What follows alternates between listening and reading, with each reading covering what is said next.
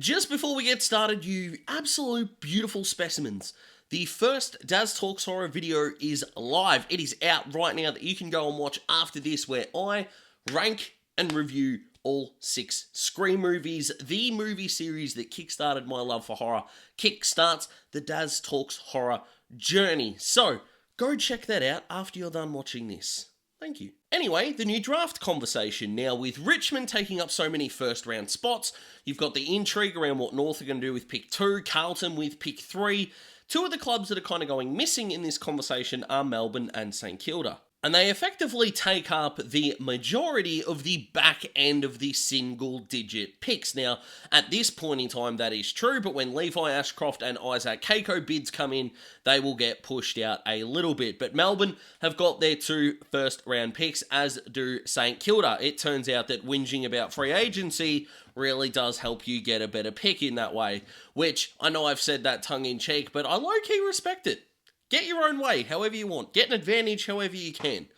Lovely stuff, right? But what these clubs do is super fascinating, because for the first time in quite a long time, in fact, it would be really difficult for me to right now go back and have a look at the last time this happened, but these are 2 clubs that I could genuinely see having nearly the exact same draft board, the exact same ideal blokes winding up at their spot.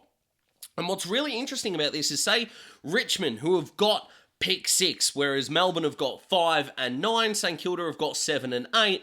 Richmond's pick 6 is probably going to include some of the guys we're going to talk about in this video, but they've already got pick 1 and the intrigue around what is going to happen in that department. But Melbourne and St. Kilda have got arguments to be made that they need the same things, which is extraordinary, because you look at Melbourne, who would need a key forward. We haven't seen Matty Jefferson come on.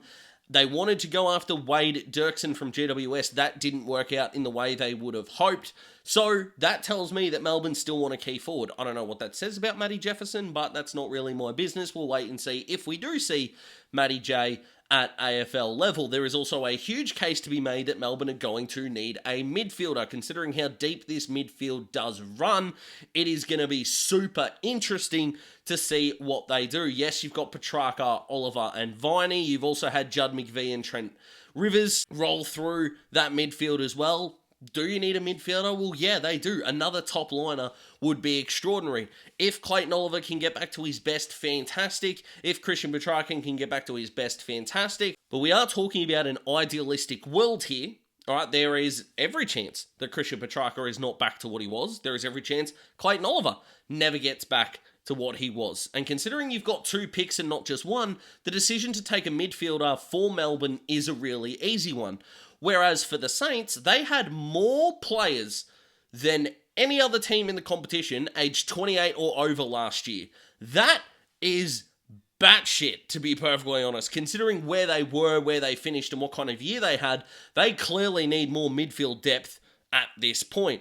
Another thing that St. Kilda have got on their side is they've got Adrian Cole as a part of their next generation academy. So their fill-in spot for Josh Battle is kind of taken there. They do also have Ari Schoenmaker on their list. So even though the Saints are being heavily linked to Alexander Taru, that may not be where they go with their first pick. The Saints, their order doesn't really matter because they've got the back-to-backs, whereas Melbourne have to wait for that Richmond pick and, of course, the 2 St. Kildas to figure out who is left, the best of the rest, effectively. Whereas the Saints can just go, here are the 2 guys we like, and we go from there. Now, if we go off the assumption that neither of these teams trade back, which would not really make a whole lot of sense for either of them to do that, let's start with pick 5 and Melbourne. In my opinion, they just have to go midfielder, and I think it is going to be a toss-up between Josh Smiley and Harvey Langford. Now, again, depending on who's still there, if at this point in time you're thinking, well, it's probably going to be this guy because this guy is not going to be on the board,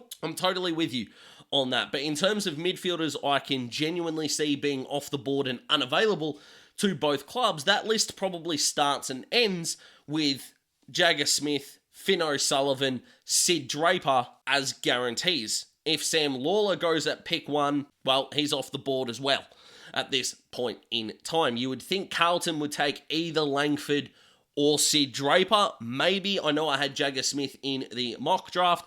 he's still an option there, probably slipping now as we look to what clubs are going to be interested in and finding out all the more information that we can.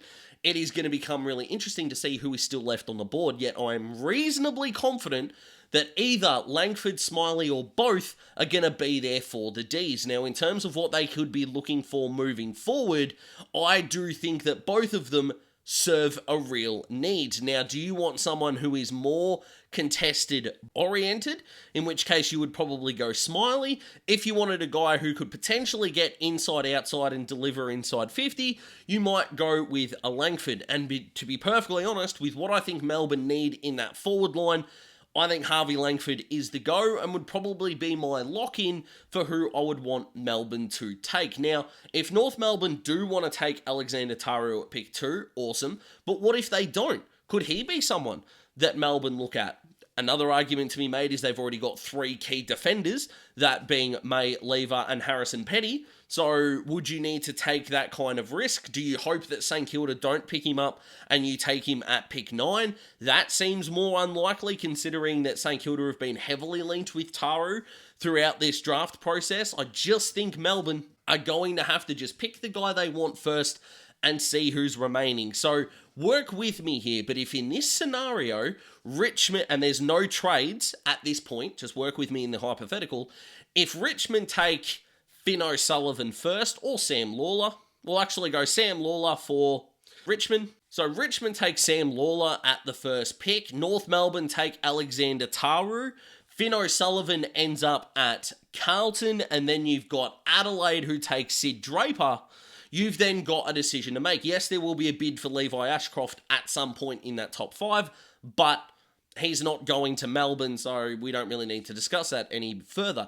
You've still got Langford. You've still got Smiley on the board. You've still got Murphy Reid, even though he got injured and tagged in the back end of last season, who is going to be a high talent. You've still got Xavier Lindsay, who is going to be on the board. But the other guy that could still be there is Harry Armstrong. Now, considering that Richmond could very well try and pounce on a key forward at pick 6, Harry Armstrong might be the way to go.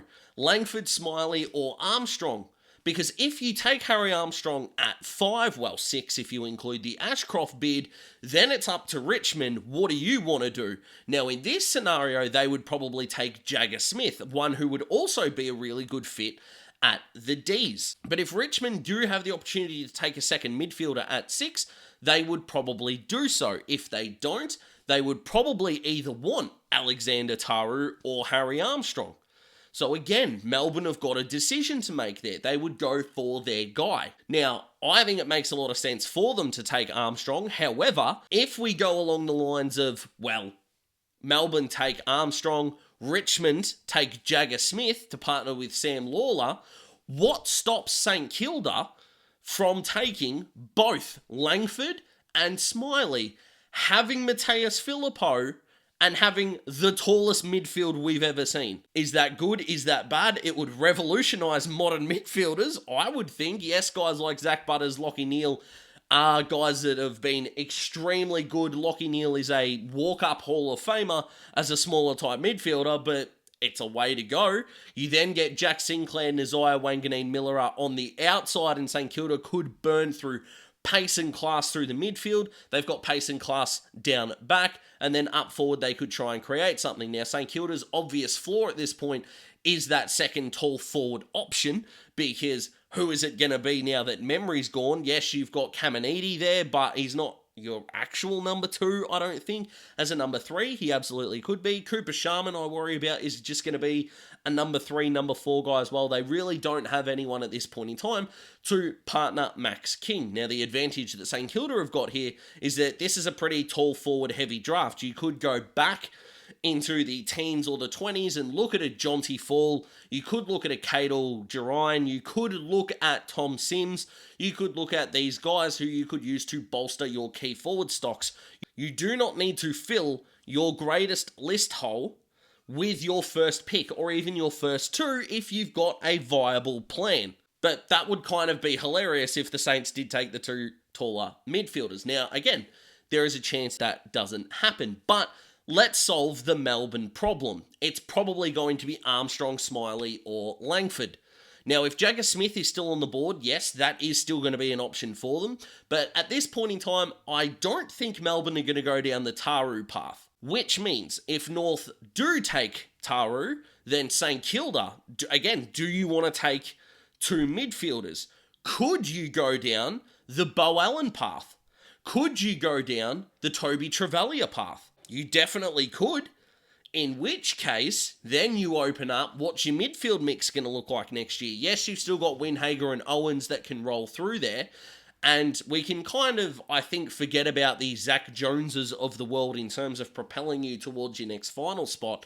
He'll be there as a depth piece, but he's not exactly a piece that's going to make opposition coaches go, they could take the game away from us 2, 3, 4 years down the line. So for the Saints, they definitely need to take a midfielder first, but it's the second pick, or the second of their choices, that is going to be the interesting part of this conversation. The so interesting part for St. Kilda fans on draft night, because if North Melbourne pull something kind of crazy out of their hat, and let's say they don't take Taru, and they take Sid Draper, because Luke Davies-Uniacke is going to be a Hawk in 26, I hope. But anyway, let's say that North don't take Taru. Well, will Carlton? Probably not.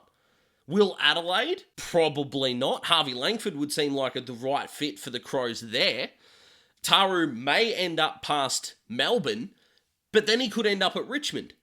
So the odds of Taru getting to St. Kilda are still looking not great. But if they did pick Taru, what do?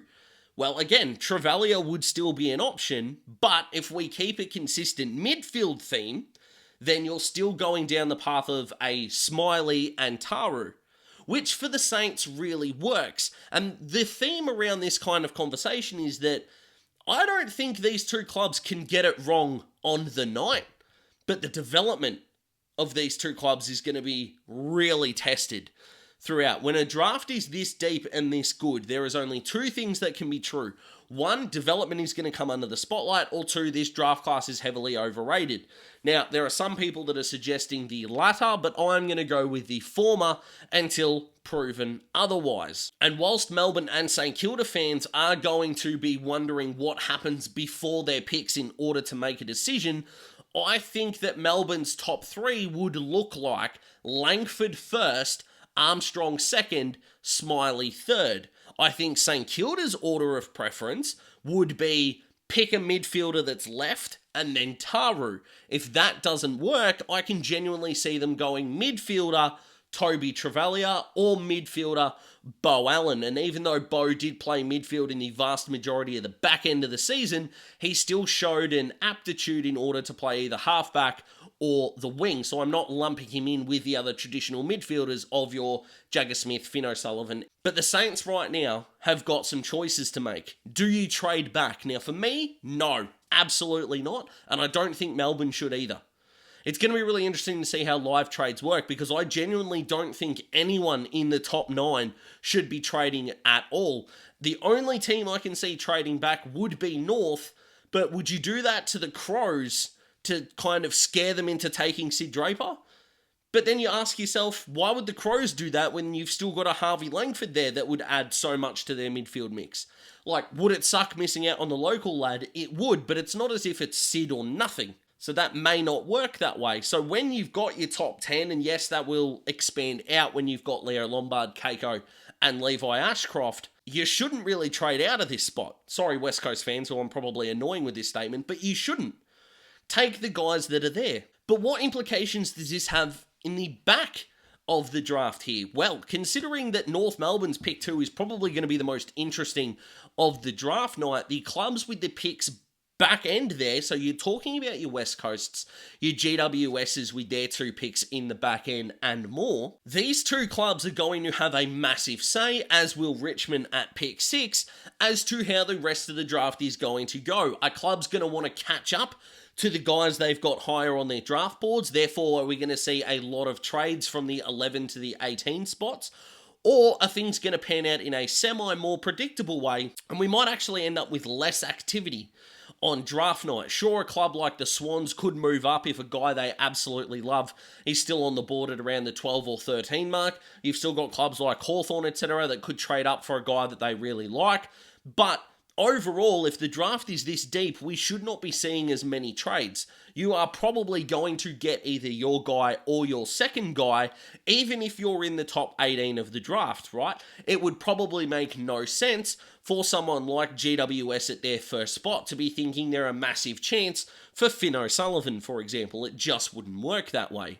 But if I had to predict it right now, North probably do take Taru at 2 or Draper, but I don't think Taru is going to end up at St Kilda. If he does, that's a great get for the Saints. Let me put that out there. But I think Melbourne are going to end up with Harry Armstrong. I think St Kilda are going to end up with 2 midfielders, or a midfielder in Toby Travalia, and then the D's on the back end are going to end up with a midfielder. Now, instead of going that vague, let's actually put some names here. At this point in time, I've got Melbourne taking Harry Armstrong and Murphy Reid, and St Kilda come out of this with Josh Smiley and Toby Travalia. I think that seems a fortified plan for both of these clubs and fulfills a need for both. But I think they are the 2 most intriguing clubs that no one is really talking about.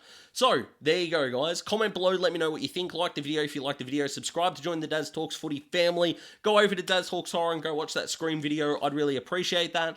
Because the entertainment business is better than the AFL, I'm able to overlay footage, and I actually think that video looks really good, barring the fact my face is in it, but you kind of got to live with that. So if you could do that, like that video, subscribe over there as well. Plenty more coming there, plenty more coming here, and I am going live for the draft both days. Wednesday, Thursday, 20th, 21st of November. Come hang shit on me for my incorrect predictions. Come hang shit on me for whatever reason that you want. Come and celebrate the guys that you take. Because there's 5 minutes per pick, make it a more interactive experience for yourself. It did really well last year, and I had a bunch of fun. So, there you go. Some suggestions for you. Enjoy the rest of your week, guys. I'm having a really good week. I hope you are too. I cannot wait to see you in the next video.